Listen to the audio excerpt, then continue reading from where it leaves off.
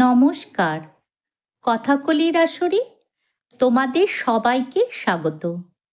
আজ আমি তোমাদের পাঠ করে শোনাব রাহুল সাংস্কৃত্যায়নের মানুষের কাহিনীর দ্বাদশ ও ত্রয়োদশ পর্ব। দ্বাদশ পর্ব। তারপর অনেক দিন কেটে গেছে। চুন্নচুন্নি একদিন জঙ্গলে বেড়াতে বেড়াতে একটা গাছের নিচে একটা বানরের ছানাকে পড়ে থাকতে দেখল। ওই জঙ্গলের হাতির পালের পান্ডা ছিল বিশাল চেহারার একটা হাতি।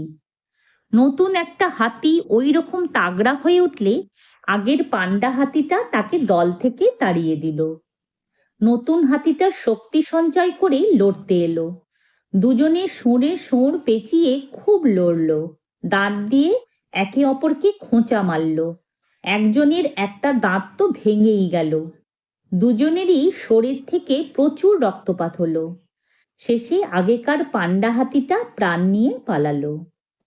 পাহাড়ের মতন দুটো হাতি যখন নিজেদের মধ্যে লড়াই করছিল, তখন এক বানর মায়ের কোল থেকে একটা বাচ্চা বানর নিচে পড়ে যায়। সেই তুমুল লড়াইয়ের মধ্যে নিচে নেমে বাচ্চাকে তোলার সাহস হয়নি মায়ের। বাচ্চাটা পোঁ পোঁ করে কাঁদতে কাঁদতে শেষে ক্লান্ত হয়ে ঘুমিয়ে পড়ল। চুন্নি বাচ্চাটাকে মারবে বলে পাথর তুলে নিয়েছিল, কিন্তু পরক্ষণেই তাকে একা দেখে কেমন মায়া হলো ওর। বাচ্চাটার কাছে যেতে বাচ্চাটা ওকে দেখে কাঁপতে লাগলো। বাচ্চাটাকে কোলে তুলে নিল চুন্নি। তার মুখের মধ্যে আঙ্গুল ঢুকিয়ে দিতে বাচ্চাটা আঙ্গুল চুষতে লাগলো। ভাবলো বুঝি দুধ খাচ্ছে। বেচারার খুব খিদে পেয়েছিল। তারপর চুন্নি গাছ থেকে পাকা ফল পেড়ে খেতে দিল তাকে। দিনে দিনে বড় হয়ে উঠল বাচ্চাটা। খেলাধুলোতেও বেশ ওস্তাদ হয়ে উঠল। কখনো চূর্ণমুন্নির ঘাড়ে চেপে বসে, আবার কখনো কোনো গাছের ডালে পাকা ফল দেখলে সেই ফল পেড়ে আনে। পাকা ফলে ভর্তি গাছের ডালে নাড়া দেয়। ধূপ ধূপ করে অজস্র ফল মাটিতে ঝরে পড়ে। চুন্নু বলে, একে দিয়ে আমরা গাছের ফল শিকার করি, যেমন কুকুর দিয়ে পশু শিকার করি। ত্রয়োদশ পর্ব। তারপর আরো কয়েক হাজার বছর কেটে গেছে। এখনকার মুন্নি বড় আর মুন্না ছোট। বয়স ওদের 6-7 বছর, কিন্তু মানুষ হিসেবে ওরা আগেকার মানুষদের থেকে অনেক সতর্ক। এখন মানুষ পাথরে পাথরে ঘষে আগুন জ্বালায়, চকমকি পাথর দিয়ে ছুরি কুড়ুল তৈরি করে, সেই কুড়ুল দিয়ে কাঠ কাটে। ধার ভোঁতা হয়ে গেলে আবার ঘষে ধার দিয়ে নেয়। ওদের গুহার পাশে শক্ত পাথরের একটা চাই পড়েছিল। মুন্নি গুহার মধ্যে নিয়ে এলো পাথরটা। এমনিতে দু ভাই বোনের মধ্যে মারামারি লেগেই থাকতো, কিন্তু খাবার দাবার সবসময় নিজেদের মধ্যে ভাগাভাগি করে খেত ওরা। পাথর ভেঙে ঘষে ঘষে নিজেদের ব্যবহারের ছুরি তৈরি করে নিত। তারপর সেই ধারালো পাথর দিয়ে কেটে কেটে ছোট ছোট লাঠি বানাতো। পাহাড়ের নিচে একটা খুব বড় ঝিল ছিল।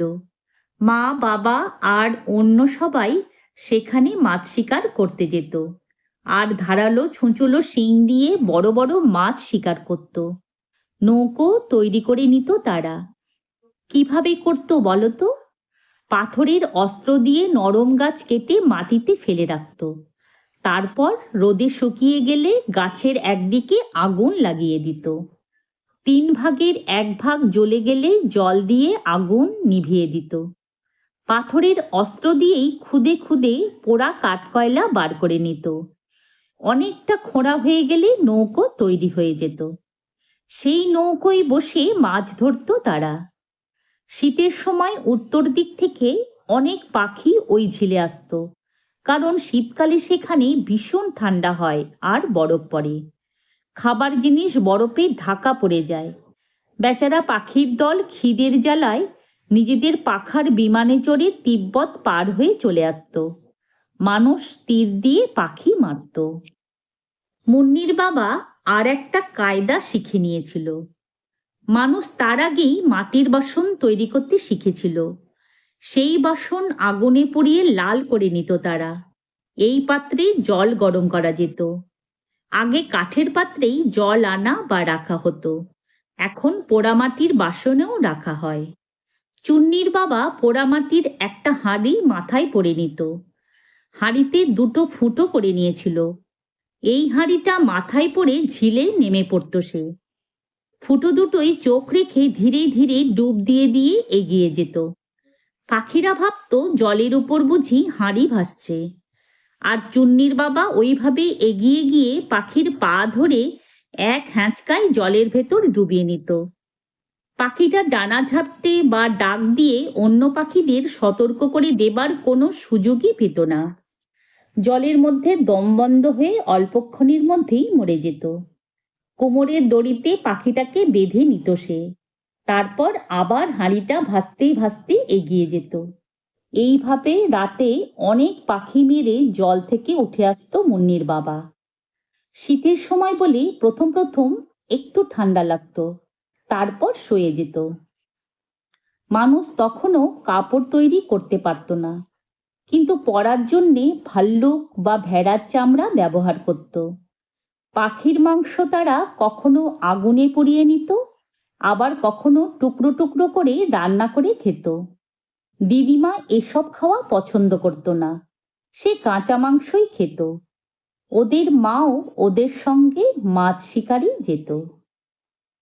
যদি তোমাদের এই কাহিনীটি ভালো লেগে থাকে তাহলে একটা লাইক ও আমার এই চ্যানেলটিকে সাবস্ক্রাইব করে দিও, যাতে তোমাদের জন্য আরও অনেক নতুন নতুন গল্প নিয়ে আসতে পারি। ধন্যবাদ।